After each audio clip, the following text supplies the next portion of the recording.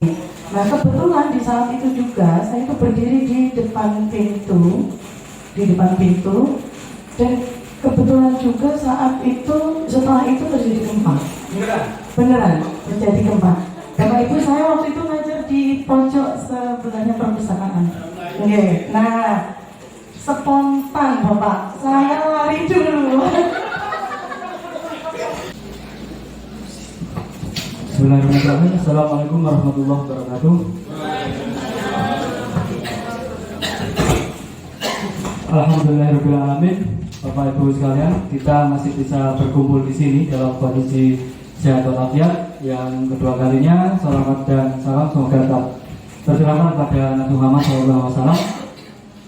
Yang saya hormati Bapak Ibu Dewan Guru SMA Negeri 1 Muncar yang berbahagia. Mohon izin Bapak Ibu, saya Lukman Haris Kurniawan, saya dari MDMC Muhammadiyah Disaster and Management Center, yang pada kegiatan hari ini kami bergabung dengan FBRB, Forum Pengurangan Risiko Bencana Banyuwangi.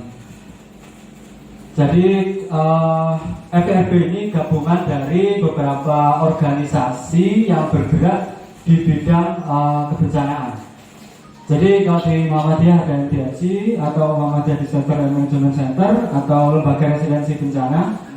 Terus kalau di NU ada Lembaga Penanggulangan Bencananya juga. Terus kemudian ada Rumah Zakat juga, yang tadi ada mas-mas juga. Yang ada RAPI yang di bidang radio komunikasi. Terus kemudian FPRB atau Forum Pengurangan Risiko Bencana masing-masing desa. Tadi yang hadir dari Sarongan, dari desa Muncar juga ada dari Bawah Dumbe, seperti itu. Nah, sebelumnya perkenalan dulu, nama saya Lukman Haris Kurniawan. Saya alamatnya di sini Bapak Ibu, Tegal Gelimo di Kedung Asri, dekatnya kantor PHPA kalau mau masuk ke Alas Purwo. Nah, itu rumahnya di situ, pinggir hutan Bapak Ibu. Ini sekelumit tentang saya gitu, bla bla bla bla bla bla yang melatar belakangi saya dan sebagainya. Terus kemudian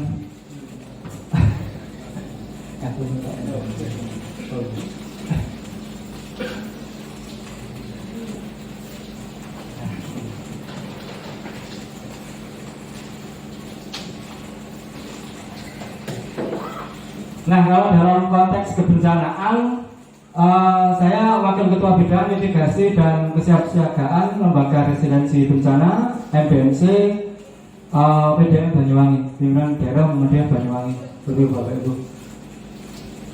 Langsung next kita coba masuk ke slide. Nah Bapak Ibu, pasti kita di dunia akademik sering berkaitan dengan literasi, bukan ya? Ini saya kemarin coba scroll TikTok, Instagram gitu, yang lagi terkenal nih Atomic Habits itu, karangan Tiny Change Remarkable Results, bukan, karangannya James Clear.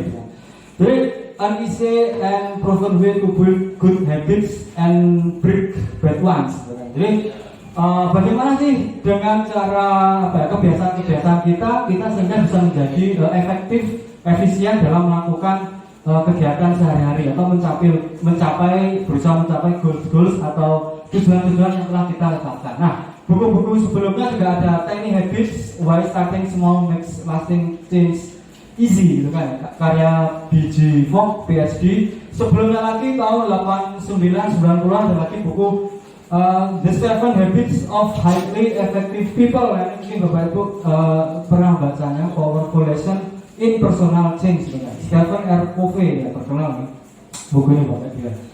Jadi saya buka materi saya kali ini dengan habit atau kebiasaan gitu. Jadi kalau kita ingin mencapai sesuatu itu dengan mudah, dengan efisien, dengan efektif, sukses, paling mudah caranya adalah membangun kebiasaan atau habit kita. Misal kita ingin membangun kedisiplinan siswa misalnya, pasti tiap hari tiap hari Senin upacara bendera, kemudian mungkin tiap hari kalau di sekolah tertentu itu saya nggak tahu di sini itu apel gitu kan, itu juga untuk melatih habit kedisiplinan bagi siswa. Nah, berangkat dari sini maka saya masuk ke materi.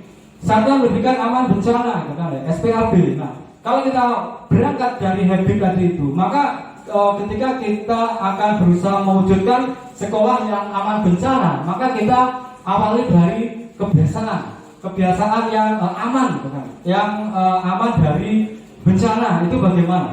Berubah. Nah, kemudian kita singkat saja. Jadi ini pembelajaran dari SMP Negeri 10 Palu, Sulawesi Tengah. Jadi sebelah kanan itu sebelum terjadi tsunami. Setelah terjadi tsunami, wah, bisa kita saksikan bersama puing-puing berserakan, bangunan rusak dan sebagainya. Nah, kita belajar dari SMP Negeri 10 Palu itu jadi gini. Pada tanggal 28 September 2018 pukul 17.02 WIB terjadi gempa dan seterusnya. Kemudian terjadi tsunami sekitar 6 meter di kawasan pantai Talise. Seorang penyintas yang selamat bernama Said menyampaikan kisahnya. Waktu gempa besar kami sampai jatuh pas selesai main volley. Aku lihat ke arah pantai, air sudah naik karena sudah tsunami, kemudian sudah gempa, kemudian gempa menginduksi terjadinya tsunami. Kami keluar dari pintu samping belakang yang disepakati. Jadi di sekolah tersebut dilakukan pelatihan SPAB, tapi ada salah satu guru kami, malah beliau keluar dari pintu depan. Jadi kemudian dipanggil begitu, pak, gitu kan, atau bu gitu. Baru beliau ikut juga ke arah pintu samping belakang. Jadi alhamdulillah akhirnya kami semua selamat naik ke gunung. Nah, jadi fungsinya SPAB, kemudian nanti di yang terakhir itu adalah ada sesi simulasi terjadinya bencana. Itu adalah melatih habit kita, melatih kebiasaan kita untuk supaya selamat saat terjadi bencana.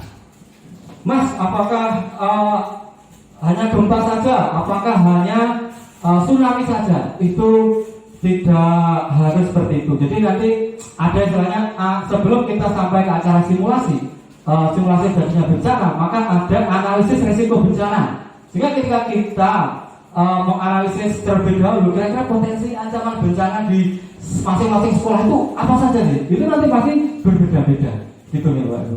Nah, kemudian kalau nanti besok insya Allah hari Rabu kita akan mengadakan simulasi tentang bencana gempa bumi seperti itu.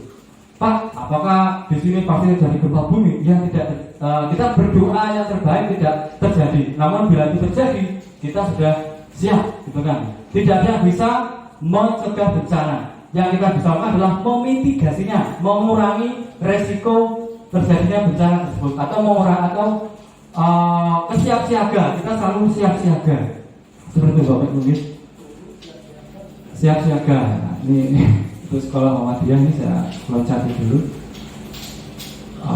Nah ini kemudian menurut Undang-Undang 024 tahun 2007, bencana adalah peristiwa atau rangkaian dan seterusnya.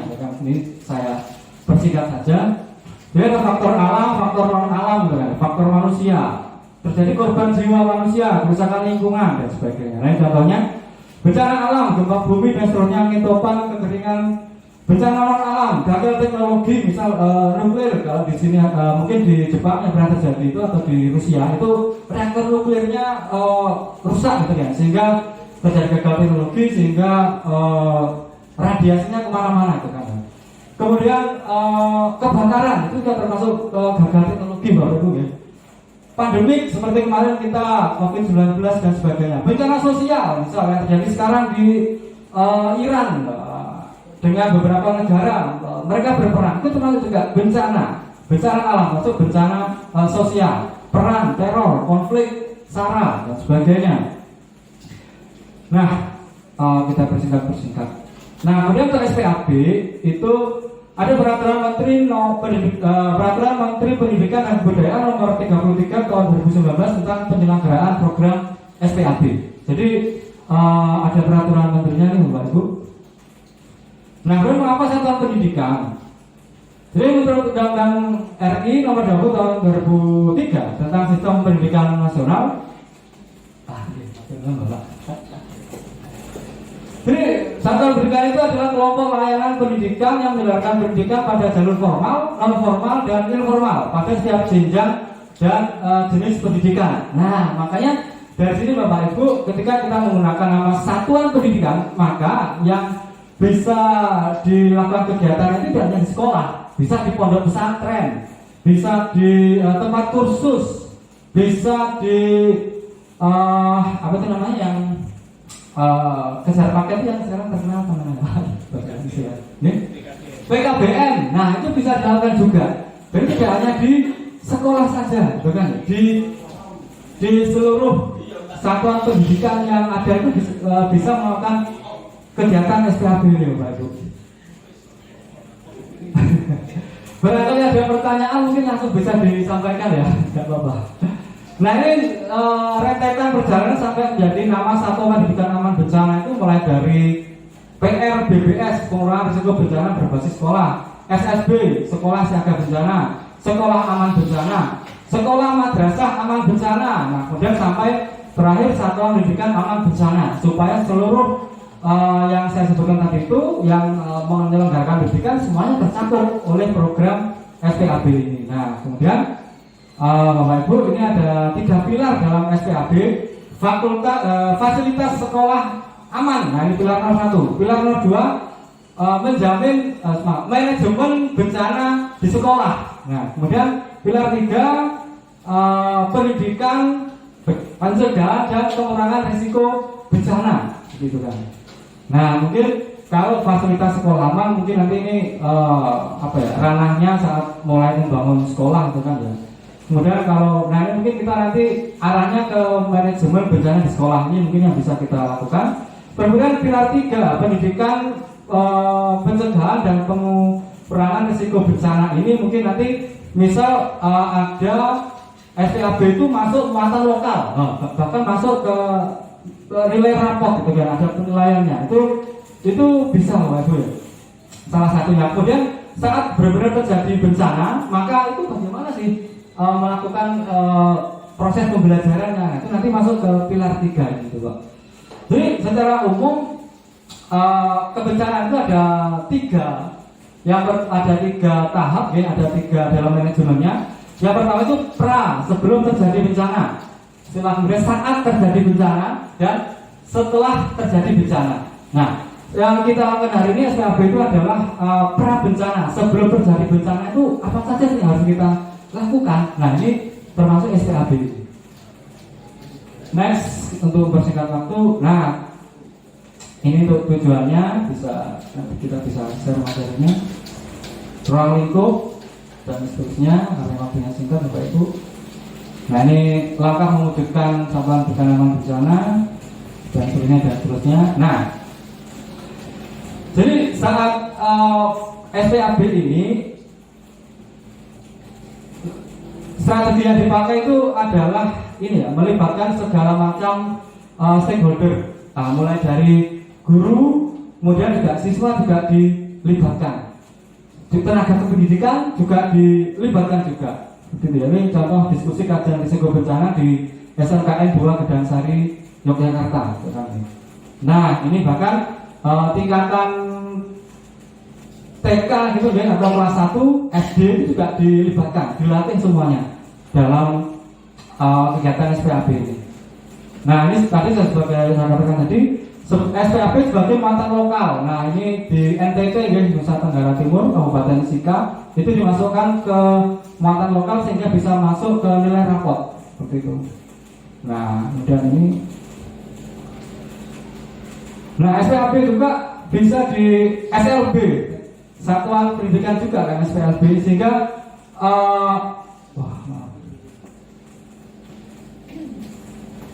sehingga para disabel itu juga berhak untuk mendapatkan keselamatan ketika mereka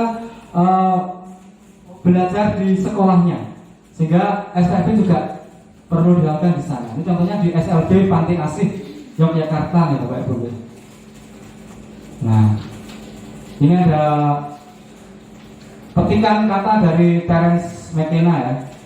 Jika kamu tidak punya rencana, maka kamu akan menjadi bagian dari rencana orang lain. Nah, ini Bapak, ini agak sedikit ini. Jadi kita harus membuat rencana. Makanya kalau di Muhammad ini namanya Muhammadiyah Discussion and Management.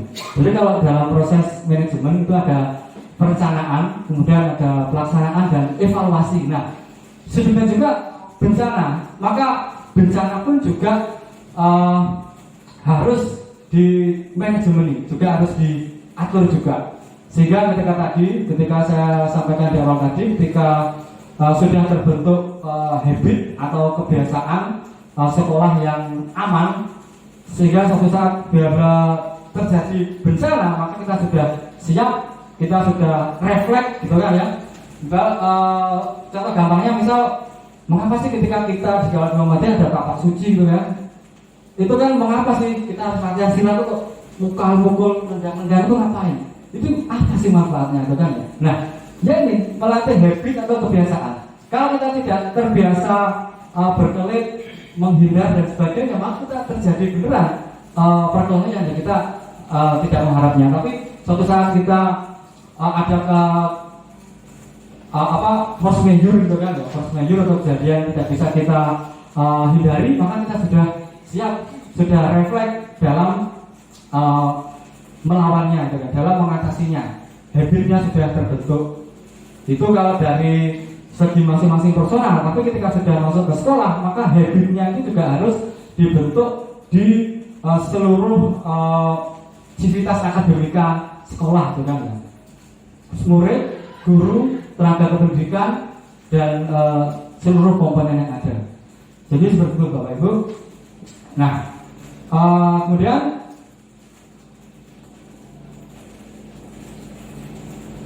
untuk kita besok mungkin akan ada ini Bapak Ibu mungkin simulasi gitu. Simulasi itu dibuka saat darurat, tidak digembok, itu mudah dibuka, tetapi dibuka saat terjadi darurat, yaitu salah satunya gempa. Pengalaman saya yang pertama adalah satu, guru harus tenang. Kalau guru itu gugup, maka anak-anak ini akan menjadi semakin ketakutan. Dengan ketakutan ini kondisi akan menjadi logika berpikirnya akan menjadi tidak jernih. Nah, saat itu anak-anak mau lari berebutan, itu malah akan menimbulkan suatu bencana juga, karena tidak bisa menyelamatkan dengan aman untuk semuanya. Jadi yang pertama adalah satu, kalau ruangan itu ada 2 pintu, maka kita memberi kesepakatan pada anak itu dibuka pada saat darurat. Yang kedua, karena ruangan itu ada banyak akses listrik, maka kita juga harus menunjukkan ke anak bagaimana cara yang aman. Kita mau menyelamatkan dari gempa, tetapi kita keselimpet listrik, akhirnya malah terjadi bencana yang lain. Nah, itu yang perlu kita hindari. Jadi pada mitigasi bencana ini sebenarnya tidak hanya pada saat terjadi bencana, karena bencana itu bisa juga timbul di ruangan itu. Saat umpamanya terjadi konsleting, apa yang harus kita lakukan? Maka di ruangan itu saya menjelaskan ke anak-anak, panel listrik itu untuk mengaliri listrik mana saja. Maka anak mana yang terjadi gangguan, mana yang harus dimatikan dengan cepat, itu anak tangga. Nah, ini adalah salah satu pengalaman saya, dan itu saat terjadi gempa itu benar-benar sangat deg-degan, dan saya logika berpikirnya mau menyelamatkan diri, tetapi itu kalau saya menyelamatkan diri maka anak-anak akan menjadi lebih ketakutan. Jadi satu, tenang. Ayo menyelamatkan, tetapi jangan lari berebutan. Kalau lari berebutan, ada yang jatuh atau pintu itu uyak-uyakan, malah akan tidak selamat semuanya. Itu saja, terima kasih. Dulu saya mengajar fisika, sekarang mengajar ekonomi. Saya di Parwa. Parwati. Terima kasih. Apa itu Ibu Parwati? Oke, jadi itu berbagi pengalaman dengan Ibu Parwati begitu. Jadi memang konsepnya seperti yang di video tadi itu ya, di Jepang tadi itu, memang tidak boleh ada panik. Kalau panik maka akan timbul masalah baru, bukan? Sehingga cukup tenang, insya Allah nanti akan dengan ketenangan itu kita bisa berpikir jernih, bisa mengambil tindakan yang efektif dan efisien dan sesuai prosedur kita. Matur nuwun.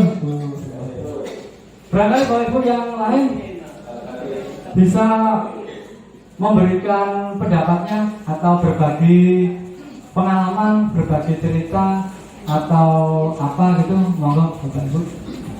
Monggo pengalamannya di sekolah terjadi gempa atau bagaimana, monggo Bapak Ibu. Atau di rumah mungkin, kalau di rumah bagaimana menyelamatkan putra putrinya gitu misalnya. Kalau saya tuh punya nenek itu ya, itu sudah sepuh itu saya angkat gitu. Saya utamakan itu yang ini, yang apa ya, yang tidak kemampuan penyelamatkannya itu rendah gitu. Misal anak saya yang paling kecil gitu, saya angkat duluan. Saya bawa keluar, setelah itu saya balik lagi evakuasi yang lain, ayo gitu. Biasanya seperti itu Bapak Ibu. Saya angkat gitu. Monggo Bapak Ibu yang lain barangkali nggih, monggo.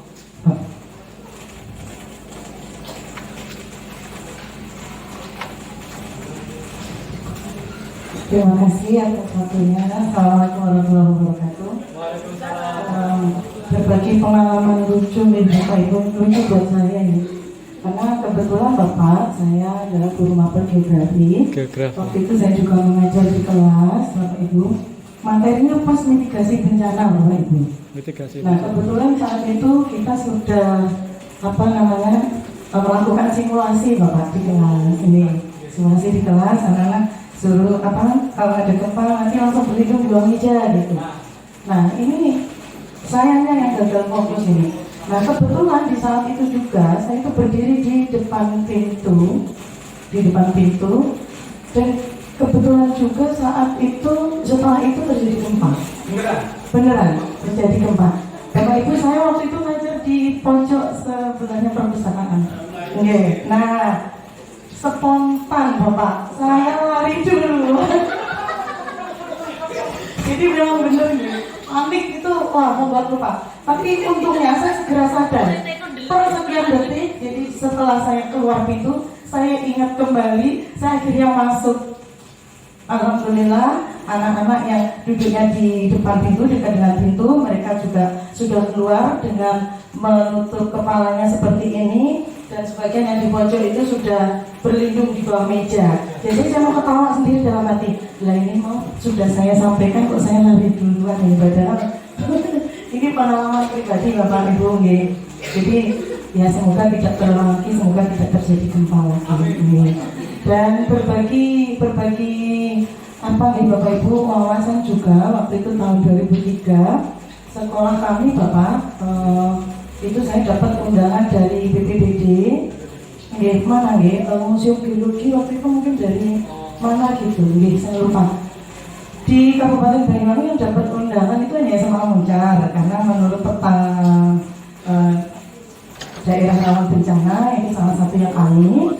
Nah, ini Bapak Ibu dari hasil yang saya pelajari waktu mengikuti kegiatan alhamdulillah sekolah kita itu dari mitigasi bencana bangunannya itu alhamdulillah sangat luar biasa.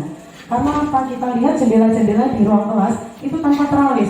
Jadi saat terjadi bencana, ruang keluar untuk darurat itu anak-anak bisa lewat jendela. Dan arah jendelanya kan juga sudah keluar songkongan keluar Jadi anak-anak di situ bisa dijadikan sebagai ruang pintu darurat. Dan alhamdulillah juga Bapak, ruang kelas kita di masing-masing kelas ruang belajarnya anak-anak itu pintunya itu arahnya keluar. Jadi di saat terjadi bencana evakuasi itu di saat didorong itu mungkin pas terkunci di saat terjadi dorong mungkin panik sebenarnya kan nggak boleh. Tapi bagaimanapun juga ada nih. Nah, manusiawi. Nah, jadi kalau pintunya itu didorong keluar, itu sudah aman, terbuka, anak tidak terkunci nih. Cuman yang kita lihat ini di ruang guru justru yang arahnya pintunya masuk ke dalam. Nah, ini nih. Mungkin nanti dari tim Satpas bisa memperbaiki arah pintunya, bisa diarahkan keluar itu.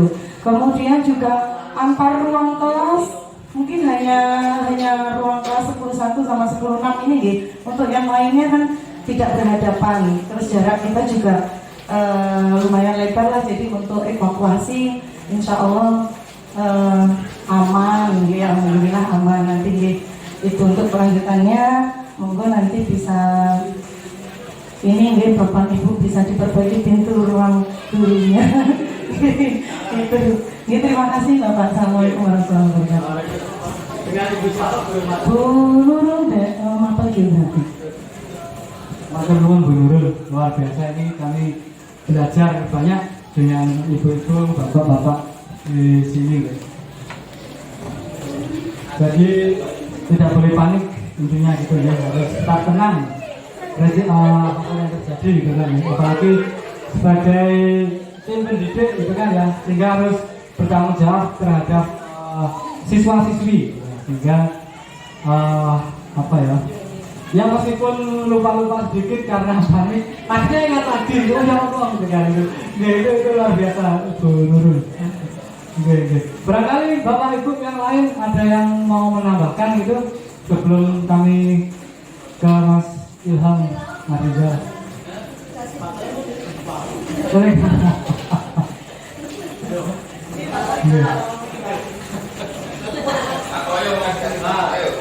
Monggo kita berbagi, kita belajar bersama gitu ya. Tidak ada instruktur di sini, yang ada kita belajar bersama. Kami hanya memfasilitasi. Monggo Bapak Ibu. Ada yang lain? Monggo. Pengalamannya saat di kelas tiba-tiba terjadi gempa atau konsleting listrik atau apa gitu.